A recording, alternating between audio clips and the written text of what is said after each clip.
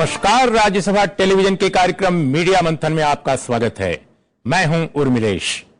Media मंथन के आज के अंक में हम बात करेंगे मीडिया में विज्ञापन या विज्ञापन का मीडिया। बहुत पहले दुनिया के महानतम भाषा शास्त्री, समाजशास्त्री, मीडिया शास्त्री, जो भी आप कहें, नॉम चॉम्स्की ने दुनिया के एक बड़े अखबार न्यूयॉर्क टाइम्स की न्यूज होल धारणा को रेखांकित करते हुए कहा कि अखबार के बॉस सबसे पहले अपने अगले दिन के अखबार के लेआउट में विज्ञापनों की जगह तय कर लेते हैं, फिर खाली बची जगह को भरने के लिए खबरें चुनते हैं। इसी तरह अमेरिकी टीवी में कंटेंट और फिल की धारणा है। कंटेंट का मतलब विज्ञापन और फिल का मतलब मनोरंजन की कुछ और बातें, मसलन कार चेज, फाइट या सेक्सी चीजें जो दर्शकों को पकड़े रखें। चॉम्स्की कहते हैं यह स्वाभाविक है अगर आपका मीडिया विज्ञापन आधारित हो जाए। अपने देश का मीडिया परिदृश्य शायद इससे बहुत अलग नहीं रह गया है। कुछ समय पहले देश के एक शीर्ष मीडिया घराने के प्रबंध निदेशक ने एक अमेरिकी अखबार को दिए इंटरव्यू में कहा था, हम खबर नहीं विज्ञापन के धंधे में हैं। सवाल है, क्या इस धंधे के लिए कोई वैधानिकता या नैतिकता है या बिल्कुल नहीं? हमारे मीडिया परिदृश्य में उभरती कुछ खास प्रवृत्तियों और हाल के घटनाक्रमों के मद्देनजर ये सवाल पहले के मुकाबले ज्यादा पुरजोर ढंग से उठने लगे हैं। मीडिया मंथन की आज की चर्चा में इस संदर्भ से जुड़े सिर्फ दो सवालों को उठाना चाहेंगे। पहला सवाल, जिस तरह आज अखबारों, चैनलों में खबरों और विज्ञापनों की हिस्सेदारी का औसत मान्य उसूलों की खुलेआम धज्जियां उड़ाता नजर आ रहा है, उसका क्या कोई समाधान है? और दूसरा सवाल, अगर विज्ञापनों के प्रसार या प्रकाशन की कोई वैधानिकता और नैतिकता है तो हमारे मीडिया उद्योग ने किन आधारों पर उसे नजरअंदाज किया है? क्या मीडिया उद्योग के लिए वैधानिकता और नैतिकता के कोई मायने नहीं? आज की हमारी चर्चा मीडिया मंथन में इसी विषय पर हमारे साथ इस वक्त चार खास मेहमान हैं। हमारे साथ हैं परंजय गुहा ठाकुरता, जाने माने मीडिया विशेषज्ञ पत्रकार। हमारे साथ हैं राहुल देव, वरिष्ठ टीवी पत्रकार। साथ में हैं दिलीप चेरियन, संस्थापक हैं परफेक्ट रिलेशंस और इमेज गुरु। हमारे साथ हैं राजीव रंजन नाग, जो इंडियन प्रेस जो परिषद है, भारतीय प्रेस परिषद, उसके सदस्य हैं, वरिष्ठ पत्रकार हैं। सबसे पहले शुरुआत परंजय हम आपसे करते हैं। शुरू में हम लोग देखते थे, कई साल पहले की बात है, कि विज्ञापनों से लदे हुए जो बड़े अंग्रेजी अखबार हैं देश के, वो विज्ञापन की नई शैलियां लेकर आते थे और दशहरा, दिवाली, होली जैसे त्योहारों के अवसर पर आमतौर पे इतने विज्ञापन होते थे कि बड़े बड़े जैकेट्स उन पर लग जाते थे। तो ऊपर नाम है अखबार का और फिर इसके बाद कोई कार है या कोई मोटर गाड़ी है या कोई परिधान का मामला है, ज्वेलरी का मामला है, खबर गायब है। खबर 6वें पेज या 5वें पेज या 4थे पेज से शुरू होती थी। अब ये ट्रेंड जो है हिंदी अखबारों में भी आ गया है, दूसरी भारतीय भाषाओं के अखबारों में भी आ गया होगा। हम समझना ये चाहते हैं कि आप इस ट्रेंड को कैसे देखते हैं? उर्मिलेश जी, बहुत दशक आगे ऐसा एक ट्रेंड था कि अखबार की पहला पेज में एकदम सिर्फ विज्ञापन रहता। फिर बीच में एक समय गया कि हमारे जो संपादक थे, जो हमारे प्रकाशक थे, उनका कहना था कि लोग क्यों अखबार पढ़ते हैं, खबर के लिए या विज्ञापन के लिए। आज जमाना बदल गया और पिछले कुछ सालों से हम देख रहे हैं एक विश्वव्यापी एक आर्थिक संकट का समय आ रहा है। तो इसका मतलब यह है, जो विज्ञापन या मार्केटिंग के ऊपर जो खर्चा है, जिस रफ्तार से बढ़ रहे थे पहले, उस रफ्तार से नहीं बढ़ रहे हैं। अब जितने बड़े बड़े मीडिया घराना अगर आप देखेंगे, इसके 90%, 95%, 99% आय कहां से आता है? विज्ञापन से आता है। जो अखबार आपको ₹1.5, ₹2, ₹3 में मिल रहा है, अगर उसमें एक भी विज्ञापन नहीं होता तो उसको वो खर्चा हो जाता है ₹20, ₹25, ₹30 या ₹40। तो इस समय में जो विज्ञापन दाता है और विज्ञापन देते हैं, वो जो चाह रहे वही उनको अखबार वालों या प्रकाशक दे रहे हैं। लेकिन इससे जो विज्ञापन दाता कंपनियां हैं, उनका जो इंटरेस्ट है और साथ में जो आम जनता है, जो समाज है, उसका जो हित है, क्या इन दोनों के बीच अगर बाजार में, अगर समाज में, अगर राजनीति में, अगर उद्योग में अंतर्विरोध हैं, अगर कॉन्फ्लिक्ट ऑफ इंटरेस्ट है, तो क्या हमारा मीडिया जब इस तरह एक तरह से विजेता बन गया है, विज्ञापन जगत, विज्ञापन लोक अगर विजेता है, तो क्या जमाने की जनता मीडिया की नजरों में हारी हुई है, पराजित है, उसके इंटरेस्ट, उसके हित नजरअंदाज किए जा सकते हैं? ये ठीक कहा आपने बिल्कुल। कुछ सालों से हम देख रहे, एक समय संपादक जो थे अखबार के, वो सबसे all in all he was the boss. आज जो मालिक है उसका जो कहना है वो ज्यादा महत्व मिला। एक और आधा मिनट का बात तो एक है, साथ साथ हम देख रहे हैं कि जो विज्ञापन दाता है और अखबार का मालिक के साथ जो गठबंधन है उसका मतलब क्या है। आप आज आपका जो पाठक है वो सचमुच नागरिक है या उपभोक्ता है? exactly. आप उसको सूचना दे रहे, खबर दे रहे, राय दे रहे, या आप एक विज्ञापन दाता को एक उपभोक्ता के पास नजदीक ले आ रहे हैं? दिलीप, हम यही सवाल समझना चाहते हैं अपने दर्शकों के लिए कि आखिर ये जो अंतर्विरोध है दोनों की दुनियाओं में, हम ये नहीं कहेंगे कि वो अंतर्विरोध एंटागोनिस्टिक है, नहीं, ऐसा कुछ नहीं है, लेकिन कॉन्फ्लिक्ट ऑफ इंटरेस्ट अगर है तो क्या पाठक को, दर्शक को कहीं न कहीं जो मीडिया उद्योग है, हम पत्रकारिता की बात नहीं कर रहे हैं, मीडिया उद्योग की बात कर रहे हैं, बहुत साफ फर्क है, तो क्या इसमें कहीं कोई छला हुआ महसूस नहीं करेगा आवाम?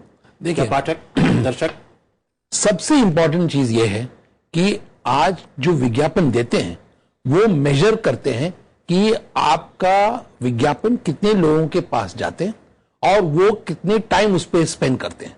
टेलीविजन हो या अखबार हो, सारे का मेजरमेंट ही आजकल बहुत एक जो कहते हैं एक साइंस बन चुका है।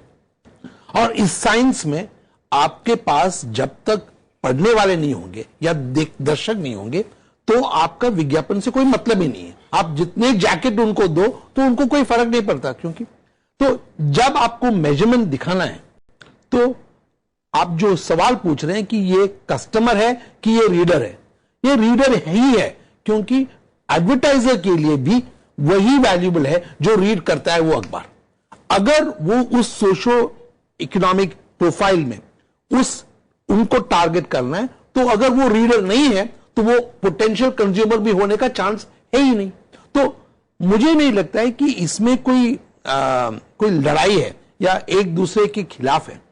एडवर्टाइजर भी वही देख रहा है कि आप जो कंटेंट प्रोड्यूस कर रहे हैं उसको लोग मानते हैं, समझते हैं और उस पर वो लोग ध्यान देते हैं। लेकिन एक पहलू जो बहुत संक्षेप में हम समझना चाहेंगे कि अगर मान लीजिए किसी मीडिया समूह का बड़े इंडस्ट्रियल हाउस से या किसी रियल एस्टेट कंपनी से या किसी प्राइवेट एजुकेशनल इंस्टीट्यूशन से कोई ट्रीटी है, कोई संधि है, कोई समझौता है, हाँ। आप उसकी खबरें दे रहे हैं, लेकिन आप ये नहीं बता रहे हैं अपने दर्शकों को, अपने पाठकों को, अपने श्रोताओं को कि भाई इस कंपनी में आपका स्टेक है, आपके शेयर हैं, आपकी इक्विटी है। ऐसी स्थिति में ये कुछ दिन चल सकता है जी, पर आपको ये इस युग में ये पता होना चाहिए कि पब्लिक को फूल करना बड़ा मुश्किल है। ये ज्यादा दिन का खेल नहीं है, लेकिन नियामक जिस दिन वो खेल पकड़ा जाता है उस दिन उस अखबार का क्रेडिबिलिटी गिरना शुरू हो जाता है। लेकिन और ये कई अखबारों में जो हम जिसके बारे में हम नाम नहीं ले रहे, उनका हो चुका है और इसलिए अब वो कोशिश कर रहे हैं कि हम कस्टमर और रीडर को वापस कैसे आकर्षित करें, क्योंकि उनको पता चल गया कि अब रीडर ये देख रहा है कि ये किस लिए छपा हुआ है, किस कारण से दिया है। राहुल देव, क्या ऐसे मामलों में जो दिलीप चेरियन कह रहे हैं कि बहुत दिन तक ऐसा नहीं हो सकता, लेकिन हम देखते हैं कि जो हमारी नियामक संस्थाएं हैं, चाहे वो सेबी हो, चाहे ट्राई हो, यहां तक कि पार्लियामेंट की जो कमेटियां हैं, स्टैंडिंग कमेटीज, उनमें भी इस तरह के सिफारिशें आई हैं। लेकिन हम देख रहे हैं कि जो बड़ी कंपनियां मीडिया में हैं वो इस तरह का डिस्क्लोजर, इस तरह की जो रहस्य उद्घाटन, इस तरह का जो फैक्ट को नरेट करना अपने दर्शकों के सामने नहीं कर रही हैं, और हो ये रहा है कि बहुत से मामलों में कंप्रोमाइजेस हो रही हैं और दर्शक, श्रोता, पाठक नहीं मालूम है कि उसे क्यों वो खबर पढ़ाई जा रही है, क्यों वो खबर बचाई जा रही है। वो छले जा रहे हैं जी, दर्शक और पाठक छले जा रहे हैं जी। निश्चित रूप से ये हो रहा है और मैं इससे दिलीप की इस बात से सहमत नहीं हूं कि पाठक और सारे दर्शक इतने समझदार हो गए हैं कि वो जो भी विज्ञापन देखते हैं या खबर पढ़ते हैं उस पर उनको शक होता है और फिर वो जाकर इंटरनेट पे बैठ के पता लगाते हैं कि इसके पीछे कोई हित है या नहीं। ऐसा कितने लोग करते हैं? 0.001% लोग भी शायद नहीं करते होंगे और सबके लिए संभव ही नहीं है उसकी असलियत का पता लगाना। नंबर एक। नंबर दो, अगर कुछ अखबार हैं जो बता भी देते हैं, खबर में लिख देते हैं कि साहब इस कंपनी से हमारी ट्रीटी भी है, उसके बावजूद ये नहीं कोई बताता, ना कोई कभी बताएगा कि हमारे व्यावसायिक हित इससे कैसे जुड़े हुए हैं। और ये तो एक पक्ष है जो उस कंपनी की कोई अच्छी चीज है, आपने उसकी एक खबर बना दी, आप उसके समझौता भागीदार हैं।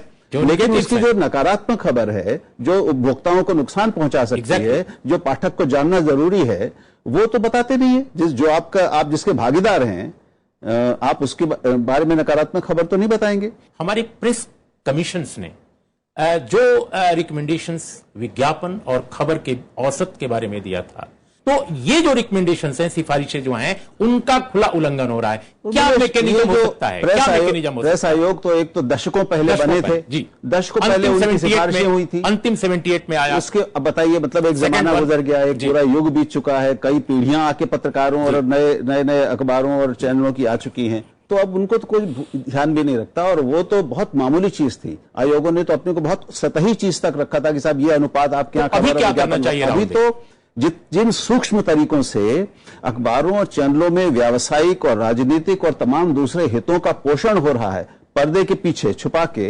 उनको सामने वो दर्शक और पाठक जान सके, ये चुनौती है।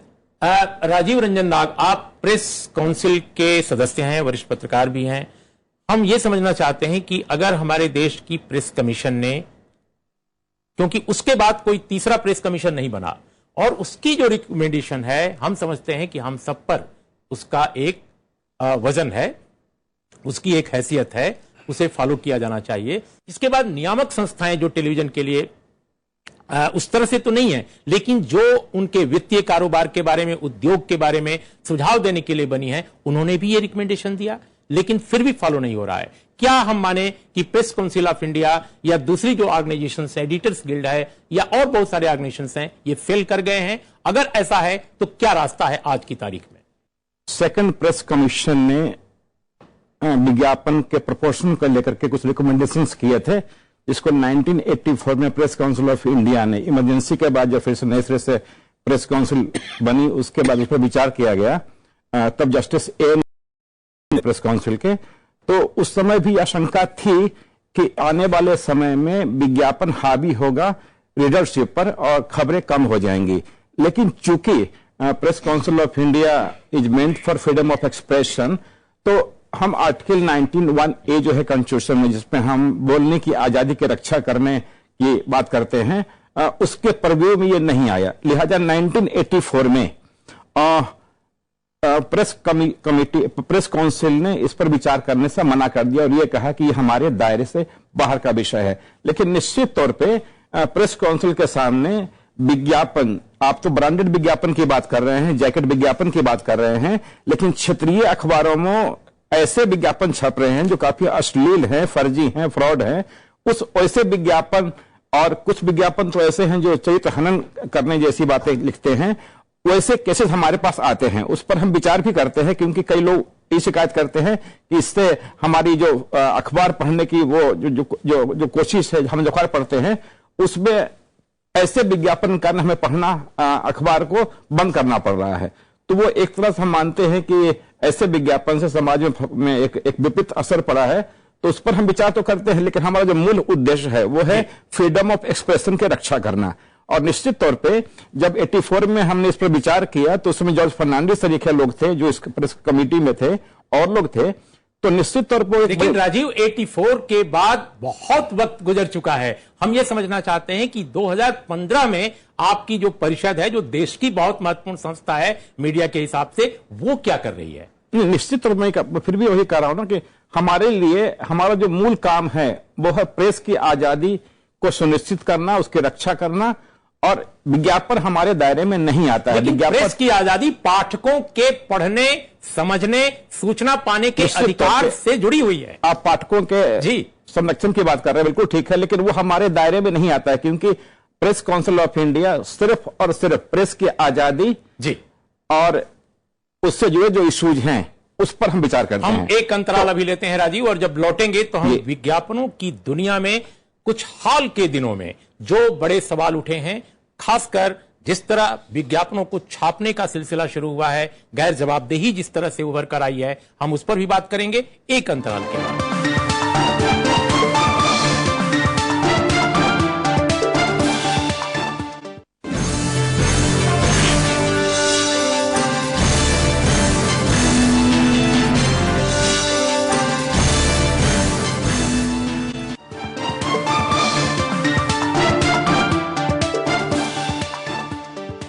मीडिया मंथन की आज की चर्चा में हम बात कर रहे हैं खबरों में विज्ञापन, मीडिया में विज्ञापन और विज्ञापन का मीडिया, ये क्या है। परंजय, अभी एक विज्ञापनों को लेकर एक विवाद, बल्कि एक बवाल खड़ा हो गया है पटना में, जहां अभी विधानसभा चुनाव हो रहा था। हम अभी तक चर्चा कर रहे थे कि विज्ञापन कैसे छापे जा रहे हैं, कैसे खबरें नजरअंदाज हो रही हैं, या खबरें सिर्फ फिल करने के लिए एक उपादान बन गई हैं। लेकिन वहां पे ऐसा विज्ञापन छपा जिसको भारत के निर्वाचन आयोग ने बेहद आपत्तिजनक माना और एफआईआर, इतिहास में ये पहला बार। जी हाँ, नहीं, दूसरा मैं बताऊंगा कैसे। लेकिन भारत के निर्वाचन आयोग ने इसके पहले आपत्ति की थी और राजनीतिक दल पर की थी। सवाल हम राजनीतिक दल पर आज चर्चा नहीं कर रहे हैं, हम सिर्फ मीडिया के बारे में चर्चा कर रहे हैं। हम यह समझना चाहते हैं परंजय कि क्या इस तरह के आपत्तिजनक विज्ञापन छापकर कोई भी अखबार, कोई भी टेलीविजन या कोई भी मीडिया संस्थान कैसे अपने को कह सकता है कि वो जवाबदेह है। कानून में लिखा हुआ है, PRB act, press and registration of books act, लिखा हुआ है कि अखबार में जो कुछ आ रहे हैं, इनका प्रकाशक है, इनका संपादक है, प्रिंटर, पब्लिशर, एडिटर, संपादक है, इन लोग जिम्मेदार, दे आर रिस्पॉन्सिबल। और अगर कुछ भी आपने छपा, वो कह सकते हैं अश्लील है, आप कह सकते हैं किसी का मानहानि आपने किया, मगर जो आश्चर्य, देखिए इस बार हम देख रहे हैं कि पहला बार निर्वाचन आयोग ने कहा कि अखबार एफआईआर किया और बोला कि छपने के पहले हमें देख के हमारा अनुमति लेके आप कीजिए। देखिए एक चीज है, ये नियंत्रण के लिए कोई संस्था नहीं है हमारा देश में, एक सेल्फ रेगुलेटरी ऑर्गेनाइजेशन है ये, एस्टी करके, advertising standards council of India. इसके कोई कानूनी कुछ इनके पास क्षमता नहीं है इनके पास। दिलीप, ये जो पटना में उभरी बात, कैसे आप इसको देखते हैं? देखिए, ये जो है ये बहुत ही एक आउट ऑफ द बॉक्स था, और इसके लिए रूल्स अगर बनाए तो मेरे ख्याल में रूल्स बहुत स्ट्रिंजेंट हो जाएंगे। और ऐसे रिएक्ट करना इलेक्शन कमीशन का तरह से ठीक ही था, पर अगर हम सोचें कि ऐसे कंटिजेंसीज के लिए हम रूल्स भी बनाए तो मेरे ख्याल में कोई भी बिजनेस में ये बहुत ज्यादा बाधा लाने लायक का एक तरीका है। इट इज बेटर कि हम थोड़ा सा रिस्क लें, and better not to have too many regulations, क्योंकि हमारे देश में कुछ भी चीज हो तो तुरंत इतना कठोर लेजिस्लेशन आते हैं या रेगुलेशन आते हैं कि उसके बाद बाकियों को फंक्शन करना, जो नॉर्मली रूल अबाइडिंग है, उनको ज्यादा तकलीफ होते हैं, और जो रूल ब्रेक करने वाले वो तो करते रहेंगे। लेकिन मैं ASCI में, एडवर्टाइजिंग स्टैंडर्ड्स काउंसिल में कई सालों से था। जी, उनका, जैसे परंजय ने कहा, उनका प्रिंट पे उतना कोई रेगुलेशन नहीं है, पर टेलीविजन एडवर्टाइजिंग पे उनका कंट्रोल है, क्योंकि एक्ट में उनको स्पेसिफिकली लाया गया उसमें। तो प्रिंट का कंट्रोल जो है एडवर्टाइजिंग का, और जो जिस तरह का एडवर्टाइजिंग करेंगे उसका रेस्पॉन्सिबिलिटी एडिटर का होना चाहिए कि पब्लिशर का होना चाहिए। जो इससे प्रॉफिट बनाते हैं उनका रेस्पॉन्सिबिलिटी होना चाहिए, क्योंकि मेरे ख्याल में रेस्पॉन्सिबिलिटी वहां है। राहुल देव बहुत महत्वपूर्ण बात कह रहे हैं दिलीप। क्या कई बार ऐसा होता है, आप स्वयं संपादक रह चुके हैं प्रिंट में भी, एडिटर को कई बार आज के दिनों में मालूम नहीं होता है कि उनके पहले पेज से लेकर आखिरी पेज तक कौन सा विज्ञापन, किस नेचर का विज्ञापन, किस कंटेंट का विज्ञापन जा रहा है। ऐसे में क्या एडिटर को आप समझते हैं डिसोसिएट किया जाना चाहिए वहां से, उस कानून से या उस प्रावधान से? नहीं, मैं दिलीप की इस बात से सहमत हूं कि विज्ञापनों के लिए जो कानूनी जिम्मेदारी और जवाबदेही है वो प्रकाशक की होनी चाहिए, संपादक की नहीं होनी चाहिए। या तो आप सारे संपादकों को ये शक्ति दें, ये मालिकों को करना पड़ेगा, प्रबंधनों को, कि वो सारे विज्ञापन देखें और उनका कंटेंट देखकर तय करें कि वो जानने लायक हैं या नहीं है। लेकिन क्या मार्केटिंग डिवीजन मीडिया संस्थानों का अलाउ करेगा किसी भी संपादक? वो करे न करे वो एक बात का प्रश्न है। या तो ये करिए, या फिर संपादक को इस कानूनी जिम्मेदारी से, विज्ञापन की जवाबदेही से बाहर करिए। होता क्या है, आप भी जानते हैं कि संपादक के सामने आमतौर पर एक डमी आती है कि साहब इतने विज्ञापन है, आप ये आपके लिए खबरों के लिए जगह है, उसमें वो तय करता है, वो उस पर नहीं जाता। तो ये जरूरी है, मैं समझता हूं कि अब वो स्थिति आ गई है कि ये जिम्मेदारियों को अलग अलग किया जाए। खबरों की जिम्मेदारी पटना के कॉन्टेक्स्ट में आप क्या कहेंगे, जो अभी घटना घटी है पटना में? नहीं, वो बहुत गलत थी, बहुत गर्हित थी, बिल्कुल निंदनीय थी। उस पर तो कोई बहस की गुंजाइश ही नहीं है और उस पर FIR हुई। लेकिन मैं दिलीप की इस बात से सहमत हूं कि देखिए, कानून अपने यहां है ना, आखिर चुनाव आयोग ने उस पर FIR की तो ये बहुत कड़ा कदम है। लेकिन राहुल देव जी, ये जैसे अभी परंजय कह रहे थे कि पहली बार हुआ इतिहास में। हमने अभी देखना शुरू किया इस प्रोग्राम के लिए, मैं देख रहा था वेबसाइट्स और नेट्स पे, तो मुझे एक हिस्ट्री में एक ऐसा वाकया नजर आया जो 1962 का है और मध्य प्रदेश से जुड़ा हुआ है।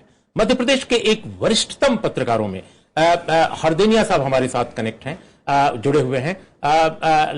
LS हरदेनिया, वरिष्ठ पत्रकार। सर, आप मेरी आवाज सुन रहे हैं?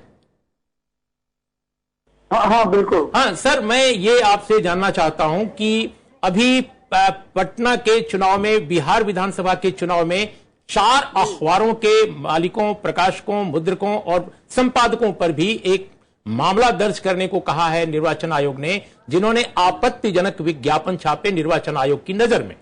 सवाल इस बात का है कि समाज में विद्वेष पैदा करना, असहिष्णुता या असहनशीलता पैदा करने वाले कंटेंट को प्रसारित करना अगर आपत्तिजनक है तो इतिहास में यह संभवतः चुनाव में दूसरी घटना है।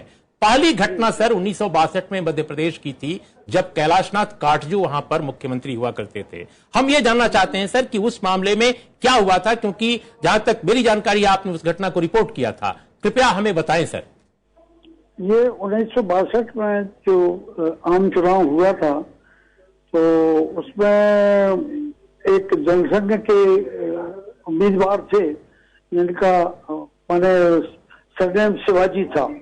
तो उन्होंने एक पोस्टर छापा था और शायद वो पोस्टर कुछ अखबारों में भी छपा था।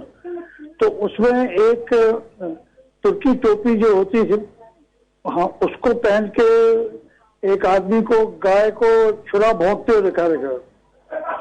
तो वो उनके खिलाफ जब चुनाव याचिका हुई तो ही वॉज अनसीटेड, माने हाईकोर्ट ने उनके चुनाव को रद्द कर दिया। और रद्द करते हुए जस्टिस कृष्ण ने ये कहा था कि तुम गाय की पूंछ पकड़ के स्वर्ग तो जा सकते हो, पर मैं तुमको विधानसभा में नहीं बैठने दूंगा। बड़ा यूनिक डिसीजन था। तो मेरा कहना यह है कि इसी तरह के ऑब्जेक्शनेबल विज्ञापन और पोस्टर पर यदि इसी तरह का सख्त रवैया अपनाया जाए तो लोगों की आगे चल के हिम्मत नहीं पड़ेगी ऐसी चीजों कहने के लिए।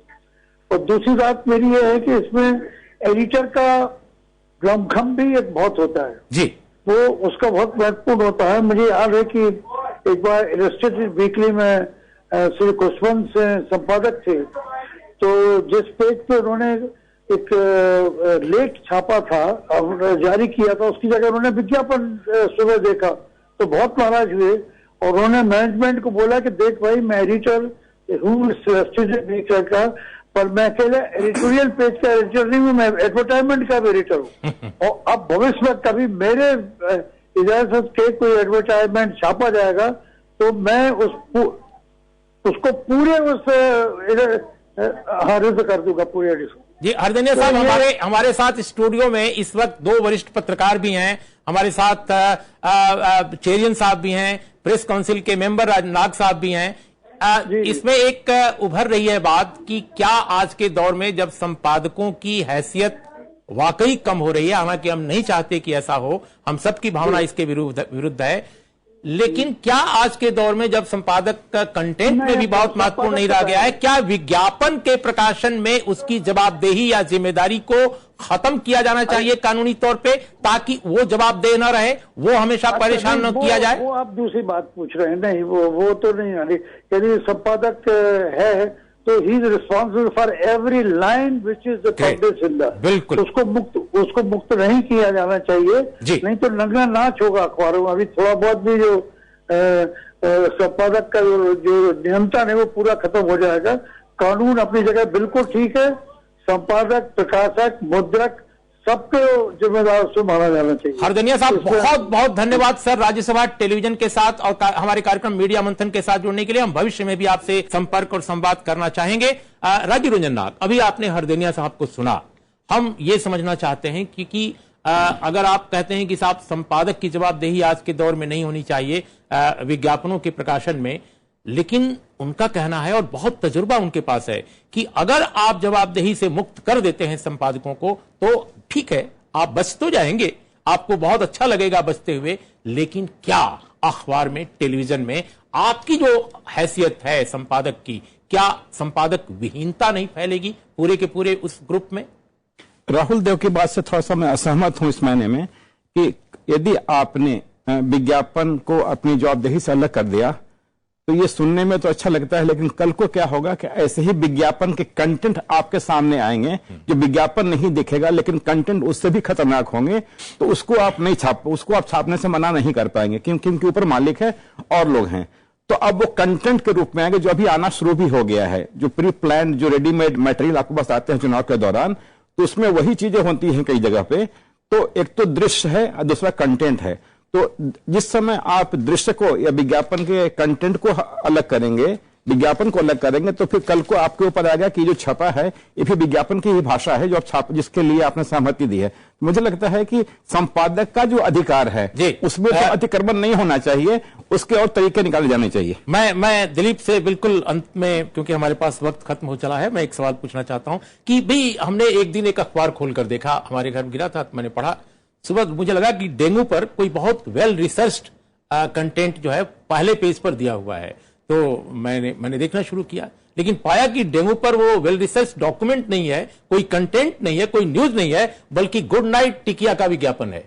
क्या कहेंगे आप इसको? ये बहुत ही, और सबसे पहला पेज अखबार का था वो। देखिए, ये बहुत ही बड़ा डेंजरस ट्रेंड है, जहां जैसे उन्होंने कहा कि डिस्टिंक्शन नहीं है एडवर्टाइजिंग और कंटेंट में, और ये डिस्टिंक्शन रखना अखबार में मालिक का भी काम है और एडिटर का भी रोल होता है, और ये डिस्टिंक्शन अगर नहीं रहे तो रीडर को हम कस्टमर ही समझेंगे, और ये मेरे ख्याल में प्रोडक्ट के लिए बहुत खराब है। परंजय, देखिए मेरा कहना है, देखिए ये भ्रष्टाचार एक तरह से है।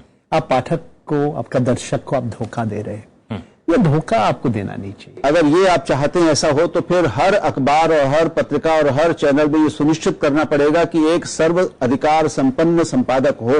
बिल्कुल। अभी तो आप जो देश का सबसे बड़ा अखबार है, सबसे बड़े समूह है अखबारों का, उसने संपादक का पद ही हटा दिया। आप जानते हैं वहां पे जो संपादक है उसको कहते हैं उस क्षेत्र का मैनेजर। तो जब ये हो गया है तब तो न तो प्रेस आयोग ने कोई उसमें किसी ने आपत्ति की, ना प्रेस परिषद ने आपत्ति की, ना सूचना मंत्रालय ने आपत्ति की, किसी ने कोई समस्या नहीं, आपत्ति की नहीं। तो पहले इसको रोकें जी, सबको, सबकी कार्य पद्धति एक ही तय करें, सब उसका पालन करने लगे, तब जाकर संपादक की जिम्मेदारी तय। नाग साहब, बिल्कुल समय खत्म है, आप एक लाइन में काइंडली जब तक अखबार को और मीडियम को आप प्रोडक्ट मानेंगे तब तक संपादक के फ्रीडम पे हमला होता रहेगा और आप कुछ नहीं कर पाएंगे, क्योंकि आप प्रोडक्ट बेच रहे हैं, अखबार कंटेंट नहीं बेच रहे हैं। जी, बहुत बहुत धन्यवाद आप चारों मेहमानों का, और भोपाल से हरदेनिया साहब का भी जो हमसे जुड़े।